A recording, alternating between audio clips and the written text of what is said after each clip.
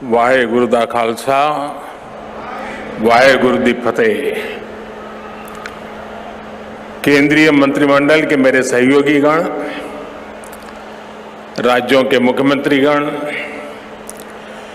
विभिन्न सम्मानित संस्थाओं के चेयरमैन और प्रेसिडेंट, डिप्लोमेट्स, देश भर से जुड़े विशेष रूप से इस कार्यक्रम के साथ आए हुए बालक बालिकाएं, अन्य सभी महानुभाव, देवी और सज्जनों, आज देश पहला वीर बाल दिवस मना रहा है। जिस दिन को,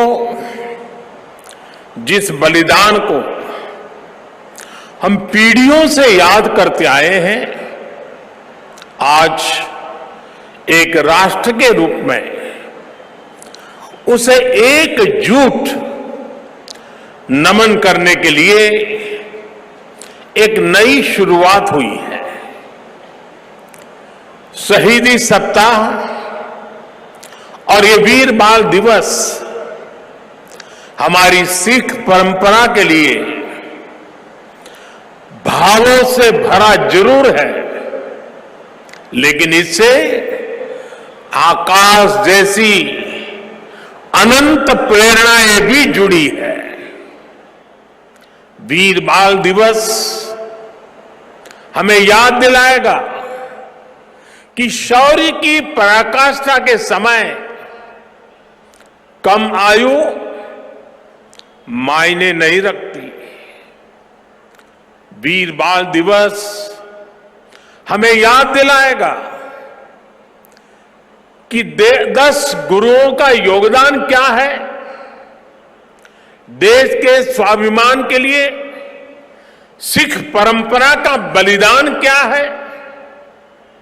वीर बाल दिवस हमें बताएगा कि भारत क्या है, भारत की पहचान क्या है। हर साल वीर बाल दिवस का यह पुण्य अवसर हमें अपने अतीत को पहचानने और आने वाले भविष्य का निर्माण करने की प्रेरणा देगा। भारत की युवा पीढ़ी का सामर्थ्य क्या है, भारत की युवा पीढ़ी ने कैसे अतीत में देश की रक्षा की है, मानवता के कितने घोर प्रघोर अंधकारों से हमारी युवा पीढ़ी ने भारत को बाहर निकाला है। वीर बाल दिवस आने वाले दशकों और सदियों के लिए ये उद्घोष करेगा। मैं आज इस अवसर पर वीर साहिबजादों के चरणों में नमन करते हुए उन्हें कृतज्ञ श्रद्धांजलि अर्पित करता हूं। इसे मैं अपनी सरकार का सौभाग्य मानता हूं कि उसे आज 26 दिसंबर के दिन को वीर बाल दिवस के तौर पर घोषित करने का मौका मिला। मैं पिता दशमेश गुरु गोविंद सिंह जी और सभी गुरुओं के चरणों में भी भक्ति भाव से प्रणाम करता हूं। मैं मातृशक्ति की प्रतीक माता गुजरी के चरणों में भी अपना शीश झुकाता हूं। साथियों, विश्व का हजारों वर्षों का इतिहास क्रूरता के एक से एक खौफनाक अध्यायों से भरा है। इतिहास से लेकर किंवदंतियों तक हर क्रूर चेहरे के सामने महानायकों और महानायिकाओं के भी एक से एक महान चरित्र रहे हैं।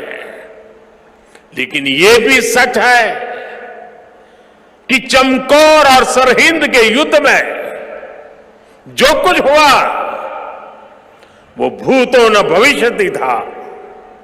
ये अतीत हजारों वर्ष पुराना नहीं है, कि समय के पहियों ने उसकी रेखाओं को धुंधला कर दिया। ये सब कुछ इसी देश की मिट्टी पर केवल 3 सदी पहले हुआ। एक और धार्मिक कट्टरता और उस कट्टरता में अंधी इतनी बड़ी मुगल सल्तनत, दूसरी ओर ज्ञान और तपस्या में तपे हुए हमारे गुरु, भारत के प्राचीन मानवीय मूल्यों को जीने वाली परंपरा, एक और आतंक की पराकाष्ठा, तो दूसरी ओर अध्यात्म का शीर्ष, एक और मजहबी उन्माद, तो दूसरी ओर सब में ईश्वर देखने वाली उदारता, और इस सब के बीच एक और लाखों की फौज, और दूसरी ओर अकेले होकर भी निडर खड़े गुरु के वीर साहबजादे।